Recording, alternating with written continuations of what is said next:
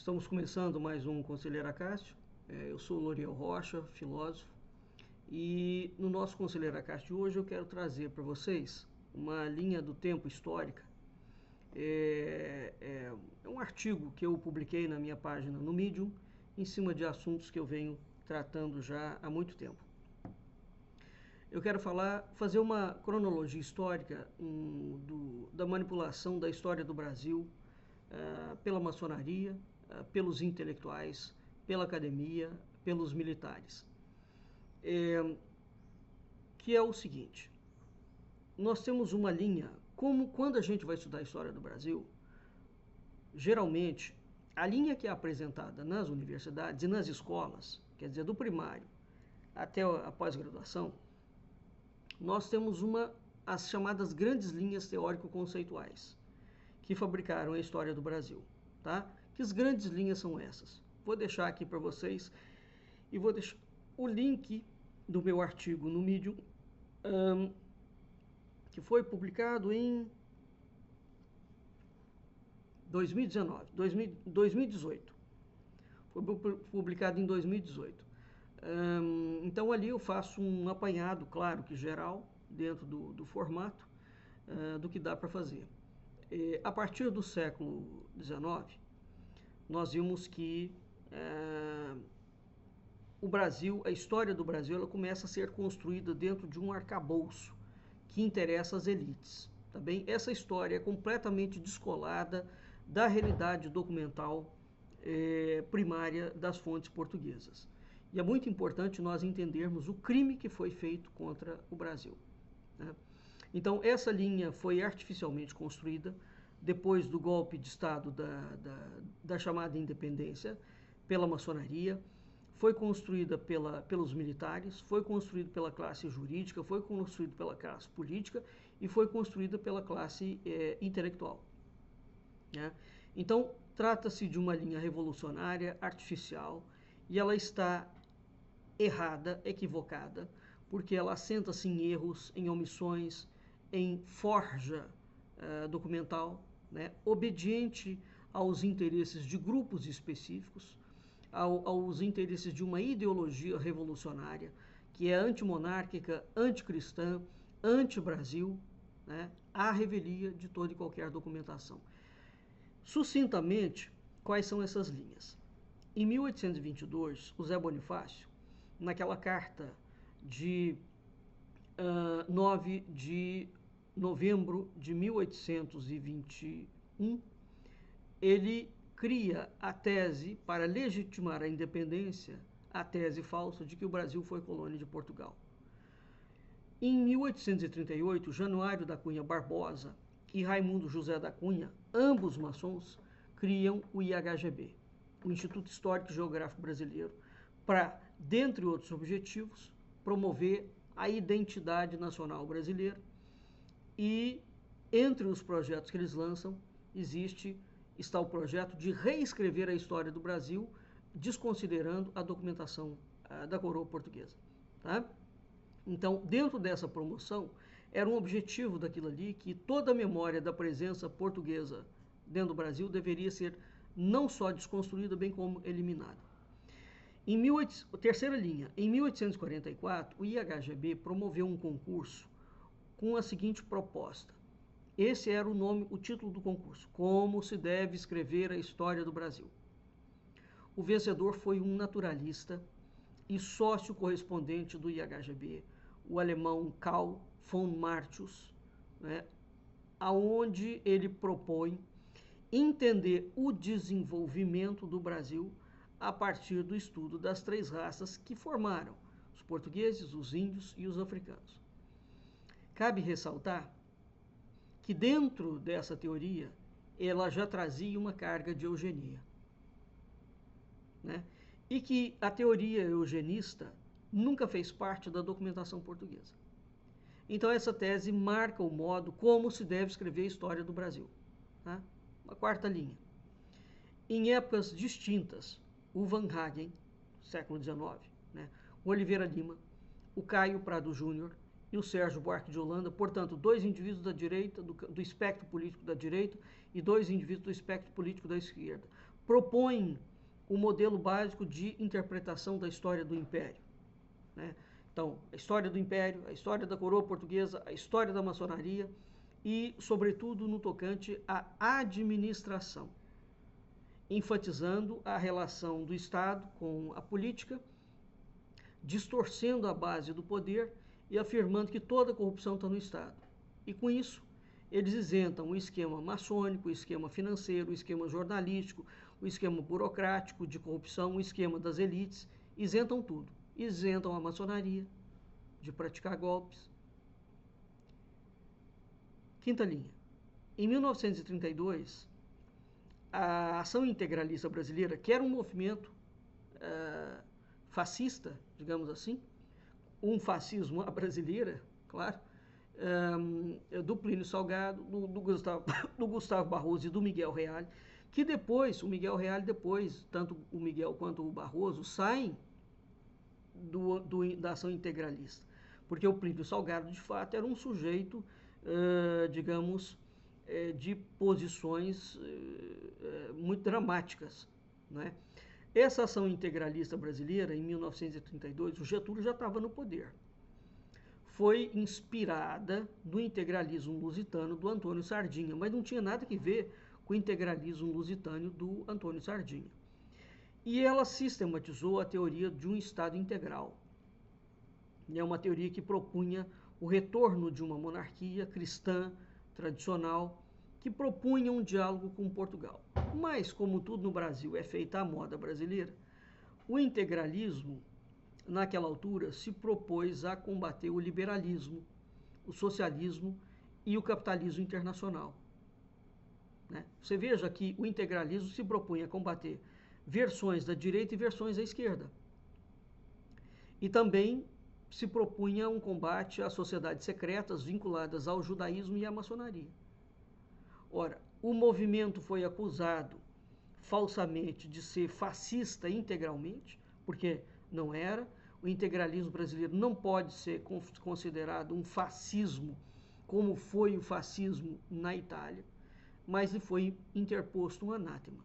No entanto, esses grandes intelectuais brasileiros, cristãos, se a gente pegar somente o Barroso e o Miguel Reale, eles vão ajudar a construir uma ideia de Estado brasileiro.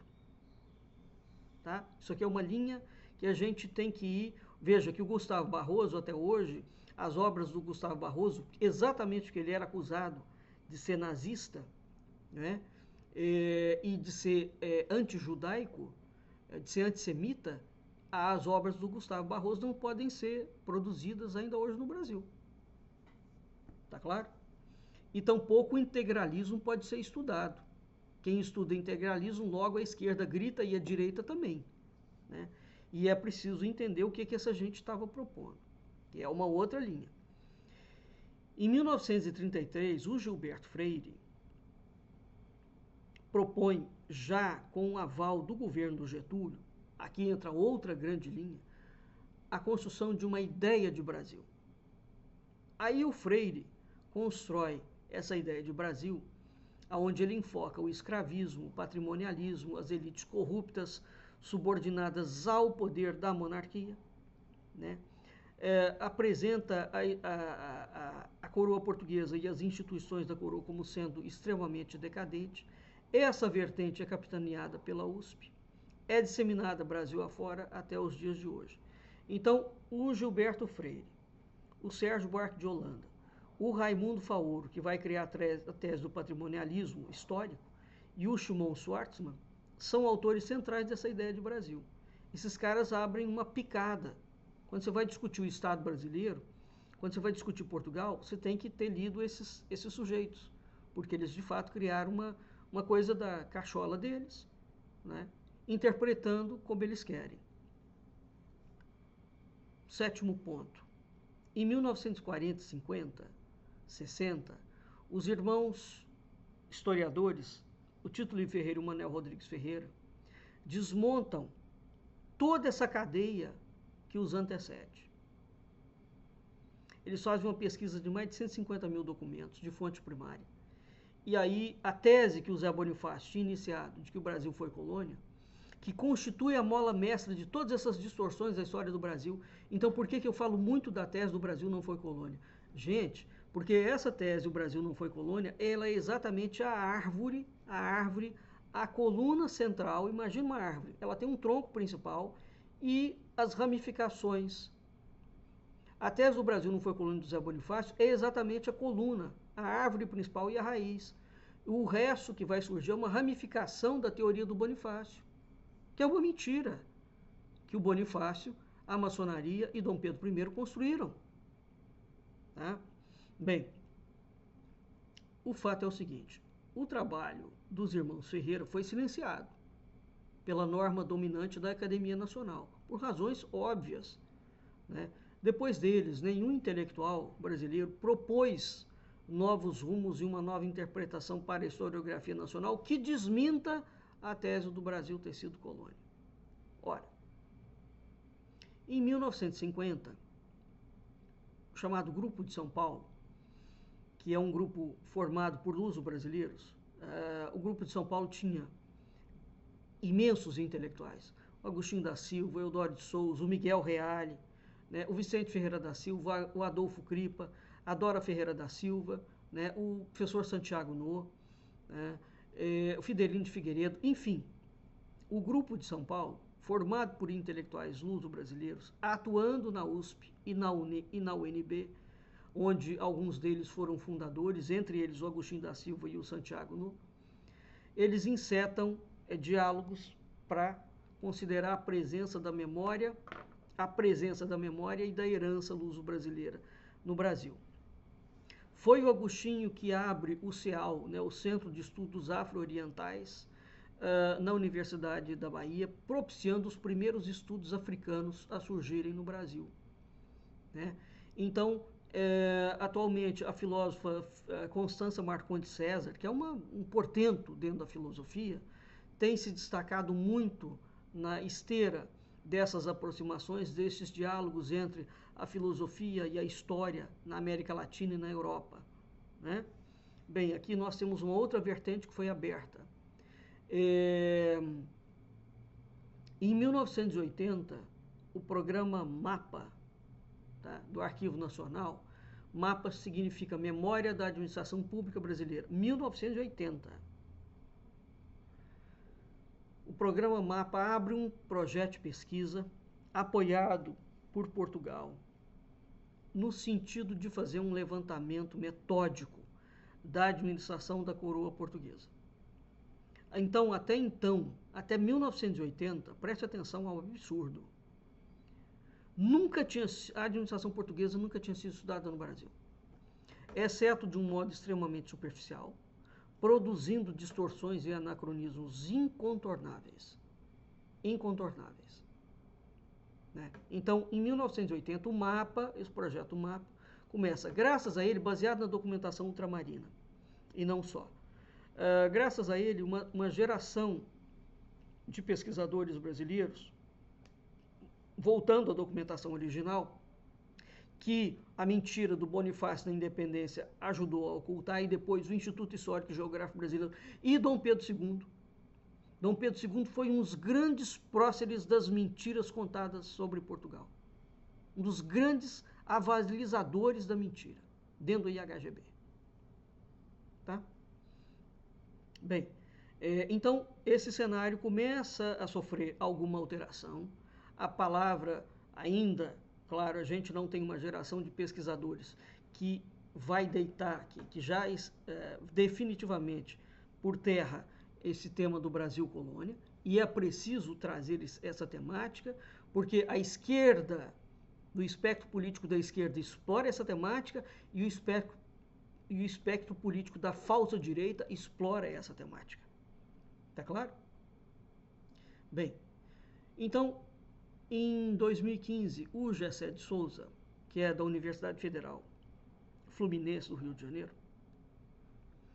ele começou a lançar uma série de obras criticando as interpretações sociológicas da esquerda e da direita.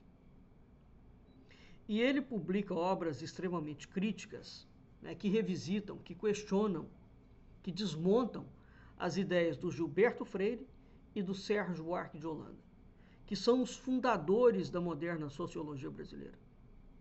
Eles são os responsáveis pela construção de uma ideia de Brasil. Mas o Gessé de Souza não entra no assunto Brasil-Colônia. Então aqui, né, nós temos aqui, rapidamente, eu trouxe para vocês 10 linhas diferentes de estudo da história brasileira. Quando nós vamos, portanto, estudar a história brasileira, né, nós temos que ter em perspectiva, assim, qual é a linha de qual historiador que você está seguindo.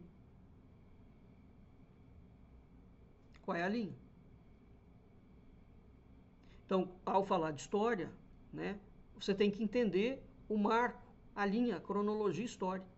Os autores principais que lançam aquelas ideias, né, tem que fazer, na academia a gente aprende isso. Você vai estudar um assunto, quem falou sobre ele? Quem originou o assunto? Como é que ele começou? Você faz uma recensão. Né? Você tem que fazer um levantamento genealógico bibliográfico. Porque a partir desse levantamento genealógico bibliográfico, você cria a árvore na sua cabeça.